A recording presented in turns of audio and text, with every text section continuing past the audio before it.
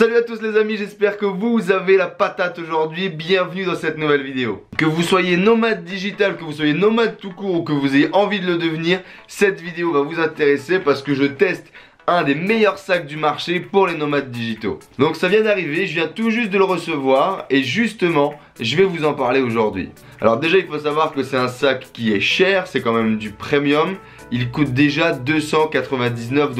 Donc voilà, c'est un investissement, c'est pas le premier sac que vous devez acheter pour voyager. C'est vraiment celui que vous devez acheter quand vous voulez optimiser, que vous voulez améliorer votre voyage. Lors de mes derniers voyages, je partais toujours avec un sac à dos et une valise à main pour éviter d'avoir un bagage en soute pour toutes les bonnes raisons qu'on connaît. La perte de la valise, la perte de temps et puis dans tous les cas de prendre des trucs inutiles. Mais maintenant, j'en ai marre d'avoir une valise supplémentaire quand je me balade et j'aimerais pouvoir tout avoir dans mon dos, tout avoir avec moi en sécurité et en même temps n'avoir qu'un seul bagage quand je voyage. Donc comme d'habitude j'ai cherché sur Google sac à dos de voyage optimal, nomade digital, etc.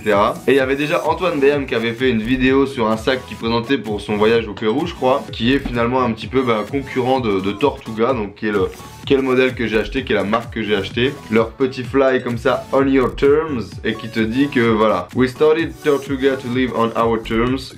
Now we work to help you to do the same. What are your terms? Voilà, c'est des photos, des vidéos de traveling, tu vois, de traveler. Vraiment, cette idée de Franklin avoir sa maison sur son dos, c'est vraiment le cas. Et du coup, je vais vous présenter rapidement, je vais vous montrer ce que c'est que ce sac à dos finalement. Allez, on y va, c'est parti. Alors une petite chose qui est importante, moi j'ai pris la version 45 litres de ce sac à dos. Donc voilà, vous avez vu sur la petite vidéo au début, je vais vous remettre l'image. C'est assez grand quand même, faut savoir que je fais 1m86, donc le sac est assez grand. Et certains disent que 35 litres c'est suffisant. Voilà, je suis pas encore hyper bon en minimalisme, donc j'avais peur de manquer de place. Bon, on a quand même beaucoup d'espace dans ce sac, donc ça devrait bien se passer. Donc je vais vous montrer le sac sous différentes coutures. Donc déjà, vous voyez, on a un grand sac quand même. On a un grand sac avec plusieurs poches. Derrière, là, on a énormément de renfort comme vous le voyez. On a deux trucs en mousse là pour le dos, vraiment la position au niveau du dos elle est vraiment cool, même s'il y a du poids dans le sac, on a pas mal au dos. On a également ces petits trucs supplémentaires qui nous permettent d'attacher en fait voilà le sac à la ceinture, donc ça se met là. Et moi je les ai enlevés parce que là du coup je mettais pas ça et vous avez l'air con quand il y a des trucs qui pendent. Donc voilà, c'est une matière spéciale, c'est une matière qui doit être hydrofuge, etc. On voit vraiment que c'est bien travaillé, c'est pas quelque chose de traditionnel, je saurais pas vous dire exactement ce que c'est, faudra regarder sur le site internet, mais en tout cas c'est bien sécurisé. Je pense que c'est bloqué aussi pour éviter qu'on vous coupe le sac avec un couteau. Comme on le voit là, les fermetures c'est assez discret et c'est plutôt bien. Voilà, c'est un sac du coup qui est sobre et qui en même temps permet de mettre toute sa vie dedans et de faire peut-être plusieurs dizaines de kilomètres à pied sans galérer. Et ça vraiment c'était important. Donc on attaque direct avec le premier compartiment qui serait du coup le compartiment à vêtements. Donc on a deux poches comme ça. Hop, voilà, qui vont nous permettre de mettre, je sais pas, les slips, les chaussettes, etc. Et là de mettre l'intégralité de vos affaires. Donc là on voit que j'avais mis mon trépied dedans. Donc faut savoir que c'est un trépied basique Amazon, voilà, assez grand. Et il passe vraiment comme ça en diagonale comme vous l'avez vu, je ferme mon sac, etc. Donc vraiment 45 litres, il y a de la capacité. On voit qu'il y a également de la profondeur au niveau du sac, vous voyez. Et on a du coup toutes ces petites pochettes qui vont nous permettre de mettre les affaires qu'on veut. Voilà, donc ça c'est la partie à vêtements. Je pense que ça sera intéressant de le voir quand je ferai moi-même mon propre sac avec mes vêtements pour partir. Alors on voit également qu'on a deux poches ici, voilà. Et toujours pareil à l'intérieur, c'est de la matière particulière. Donc je sais pas, il y a un cahier qui passe peut-être, des papiers, enfin voilà. Je sais pas, j'imagine peut-être les boarding pass, ce genre de choses, ce genre de documents qui seraient juste au bord. Donc ça c'est les premières pochettes comme ça en extérieur. Ensuite on a cette partie ici qui s'ouvre comme ça, donc voilà, vous pouvez voir. Hop, donc il s'ouvre uniquement jusque là. Voilà, moi j'ai mis un petit carnet, je mets également mon journal, je mets également voilà un bouquin. C'est de la belle matière à l'intérieur pour éviter de rayer les écrans. Donc j'ai vu un mec qui avait appelé ça la pochette à Kindle. Ça doit être ça, vous pouvez largement mettre votre tablette, par exemple votre iPad mini ou quelque chose comme ça. On a le petit truc pour mettre les keys, c'est bien pratique pour éviter de perdre vos clés. Et là encore on a une autre pochette ici. Là moi je mets les cartes de visite, les stylos, etc. Et voilà, donc ça c'est la première pochette, donc passeport, etc. Tous les papiers que vous voulez pas perdre à portée de main, bien protégés. Et du coup, une des parties, un des compartiments qui va nous intéresser énormément, qui est super important, c'est du coup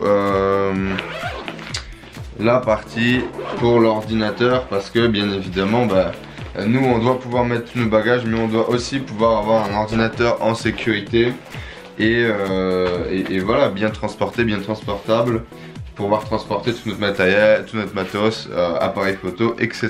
Là on a un premier compartiment, toujours vous le voyez, avec à l'intérieur voilà, un revêtement spécial. Donc là moi j'ai mis quelques documents, mais sinon voilà, là je mets mon laptop. Ici il y a un deuxième compartiment, là je mettrai la tablette si je la prends avec moi. Voilà, ça se ferme comme ça, donc on voit les finitions, hein, c'est quand même assez joli, c'est bien soigné, c'est bien travaillé.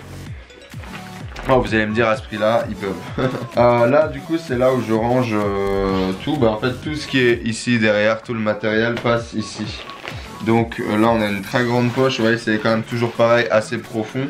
Donc là on a une grande poche ici, ici.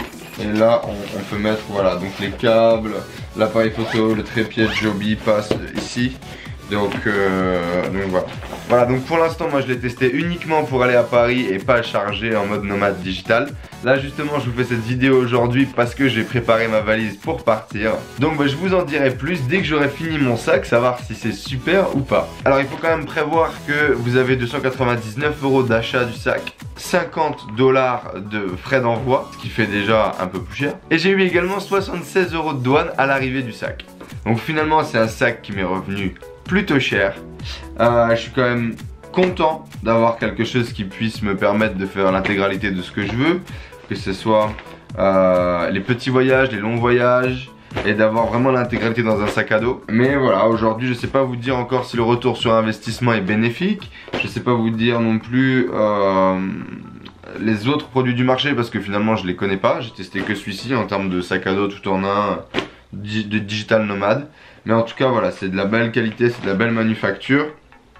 Je vais mettre l'intégralité de mes affaires pour partir. Tout va passer, 45 litres, on passe l'intégralité. D'ailleurs je vous invite à regarder dans la vidéo ici. Vous pourrez voir, je vais mettre justement, je vais faire un espèce de what's in my bag. Et je vais préparer l'intégralité de ma valise pour voyager en Europe. Pas pour voyager en Asie, pour voyager en Europe. C'est un peu plus lourd, je prends un peu plus de belles affaires entre guillemets quand je voyage ici. Donc voilà, je pense que tout va passer sans problème, on va être autour des 10 kilos. Et voilà, en tout cas un sac à dos hyper robuste. Du coup j'aimerais bien avoir votre avis si vous avez également testé d'autres sacs dédiés aux nomades digitaux, d'avoir un seul sac pour tout et que tout soit bien en sécurité. N'hésitez pas à me le dire dans les commentaires, n'hésitez pas à me parler d'autres produits également. Et si vous avez fait vous aussi vos vidéos tests, mettez-les moi que je puisse aller voir ce qui se fait. En tout cas, moi pour l'instant je vais essayer de kiffer en mode Franklin, de pouvoir voyager avec tout dans mon dos. Et puis je vous dis à très vite dans de prochaines vidéos les amis. Ciao.